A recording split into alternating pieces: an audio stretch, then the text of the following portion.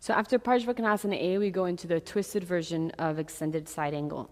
So we come out of the left side, we're here, and we go straight into Parsvakonasana B or Pavrita Parsvakonasana. So we go ahead and exhale, pivot around to the back of the mat, move straight into the posture. 5 breaths. Inhale, come out of it, and exhale. Go into the left side. 5 breaths.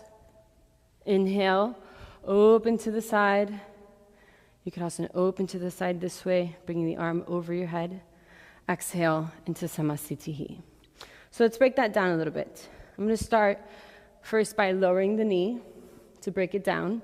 And again, I like to create space as I move into the posture.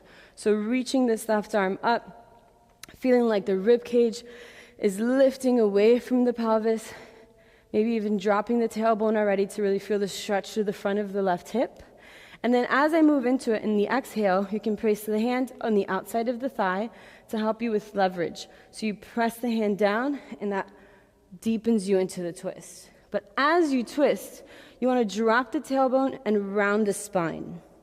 And that's going to give you space around the hip to move into the twist. So press into the thigh, drop the tailbone, round the spine, and as you press the hand into the thigh, that's going to help you move into the twist as you draw the lower belly in. And then here you can either bring the elbow to the thigh, palms in prayer, or, and actually I'll say one more thing here, if the palms are in prayer, if you think about moving the palms towards the center of the chest, that deepens the twist. Or the outside of the shoulder makes contact with the outside of the knee, and the hand comes towards the floor. This bind is super important. If you lose the bind, maybe either by not bending the knee enough, then you lose the twist. So make sure you keep that bind, shoulder to the knee. If not, just go to the prayer position, and that can get you really deep.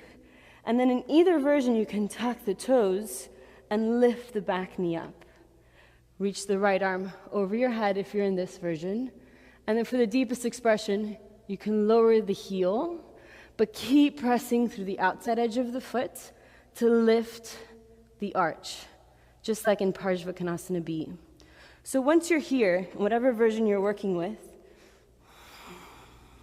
wherever you are, same thing as in Trikonasana B, you can think about moving this sit bone back and towards the midline.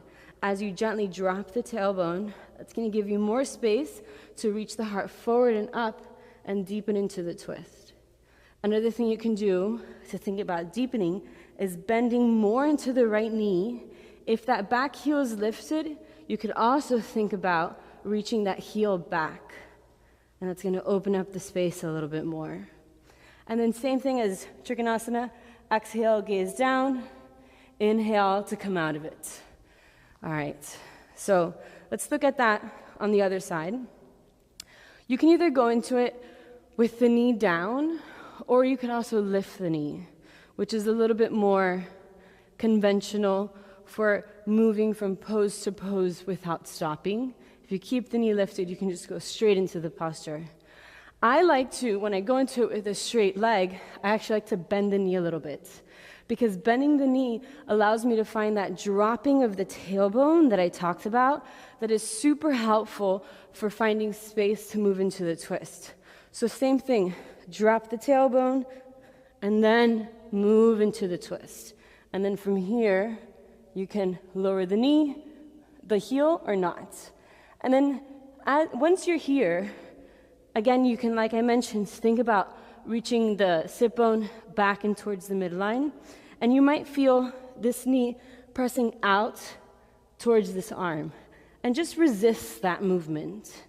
And by resisting that movement of this knee pressing this direction, resist it with this arm pressing in that direction. That combined with the sit bone moving back and towards the midline is going to deepen the twist. If you're having a hard time finding the sit bone moving back and towards the midline, one trick you can do is before you move into the full pose, grab your thumb, place it into the hip crease and rolled it back and down. And then it feels really nice to create that space. Good. All right. And don't forget, as always, once you're in the posture and you feel like you're in the deepest expression for that day, always connect back into the feet. Feel the feet rooting down and away from each other. And that might just be what it takes to affect the whole posture in a way that you need it. All right. Thanks.